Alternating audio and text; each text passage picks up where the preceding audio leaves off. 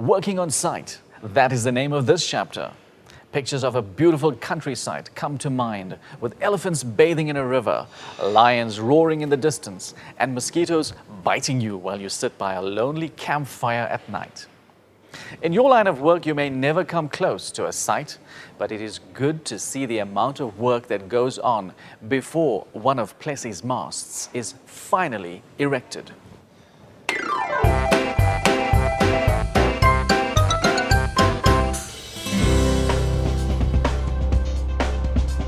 Before work on site is started, an intensive planning procedure must be followed. Decisions must be made about the best route to the site. What vehicle must be used? 4x4s may not always be necessary. Personal protective equipment must be taken. Trolleys and wheelbarrows have to be in good condition and must be inspected prior to use. The site must be cordoned off and cleared. Upon arrival at the site, the vehicle must be parked in a safe position and not to hinder traffic, pedestrians, and other vehicles. Care must be taken not to damage the environment. It is important to adhere to the environmental study report. No trees must be damaged. If necessary, permits must be obtained to cut trees and for any activities that may disturb animals or birds. Make sure that there is no effluent leaking from the on-site toilet. Watch out for any risk of fires and if there could be any really bad weather on the way. The site must be carefully assessed for security risks. The position of the nearest hospital as well as nearest police station must be carefully noted. A possible landing place for a helicopter must also be established. Employees using picks must make sure that they are sharp. They must also use safety gloves and keep a safe distance between them.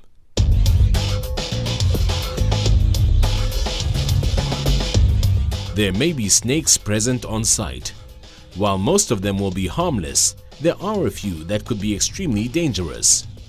While all snakes will do their best to get out of your way as soon as you approach them, the puff adder is a lazy snake that will lie very still until you almost step on it. It strikes extremely fast. The bite causes extreme pain and can be fatal if medical help is not found soon. If anyone is bitten, do not apply a tourniquet. Do not cut into the wound or give the person alcohol to drink. Don't even give them an anti-venom injection as he may be allergic to it. Get him to a hospital as soon as possible. This applies to all snake bites. A common poisonous snake is the rincals. It will often pretend that it is dead when confronted and suddenly come to life when it feels that the danger is gone. The rincal spits as well as bites, and when the poison gets into one's eyes, it causes intense burning and the eyes must as soon as possible be washed out with water or any liquid that is available. The rincals has a distant relative, the Mozambique spitting cobra, which is also very common. It has the same habits as the rincals and can spit more accurately.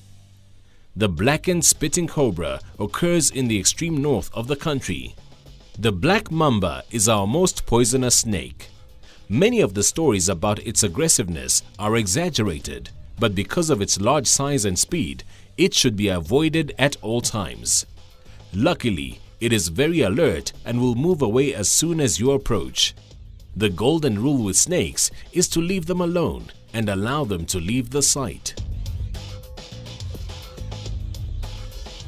Bees may present a problem as there are many people who are allergic to their stings.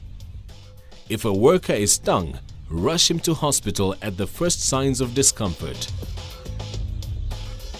Scorpions will only sting if provoked, but care should always be taken when lifting rocks and logs. Most stings, although painful, are not lethal, but anyone stung by a scorpion should receive medical attention as soon as possible. In some parts of our country and beyond our borders, there is a serious malaria problem. Workers should be given the necessary preventative medication.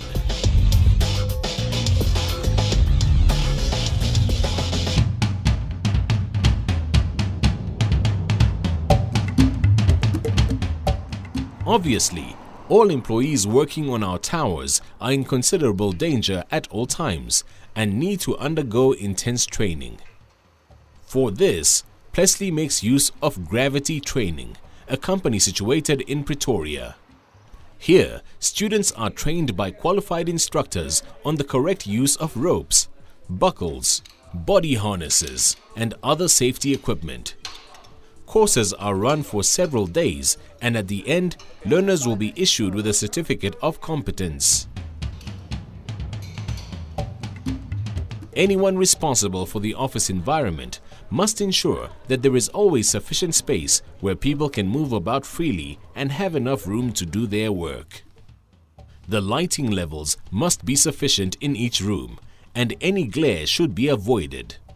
Windows should have blinds fitted so that light can be adjusted. Desk lamps can be provided for close work, and light switches must be easily accessible. Restrooms must have hot and cold water, soap and towels. Any problems should immediately be reported to facilities. The refreshment area should have drinking water and other facilities which must be cleaned daily. No smoking is allowed in these areas. If a photocopier needs a new toner, this must be done by an experienced worker. Disposable vinyl gloves must be worn when the cartridge is changed. Use only chemicals recommended by the manufacturer. Any spills must be cleaned up immediately and waste appropriately disposed of. All photocopiers should be situated in a well-ventilated area. Staff must be properly trained in the use of all office equipment. Any defective plugs, cables, or other equipment must be reported to facilities to be repaired or replaced. There should be sufficient power sockets so that there is no need for extension cables. Always treat members of the opposite sex with the utmost respect. Overstepping the mark could land you with a sexual harassment charge. If you need to work in the office outside normal working hours, please let your supervisor make arrangements for you. When working after hours, see that no unauthorized persons enter the building. In the storeroom and stockyards, special care must be taken for moving vehicles not to get in each other's way.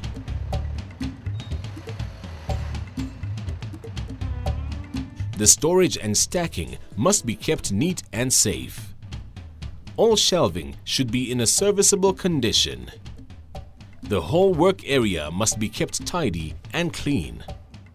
A neat and tidy work area always gives an impression of efficiency and reduces the possibility of accidents.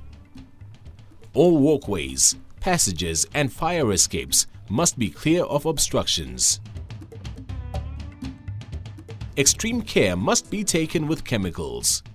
Workers must be made aware of the potential dangers of certain substances and how to deal with accidents. Chemicals must be kept in correct containers and all flammable and explosive items marked clearly. An inventory should be kept of all flammable and explosive items. A fire extinguisher of the correct type must be kept nearby. Always be aware of any potential danger situation. If you are concerned about anything that might cause a problem, no matter how small or unimportant it may seem, notify your supervisor so that appropriate steps can be taken to prevent accidents. And finally, don't forget to read your health and safety handbook for more information and safety tips.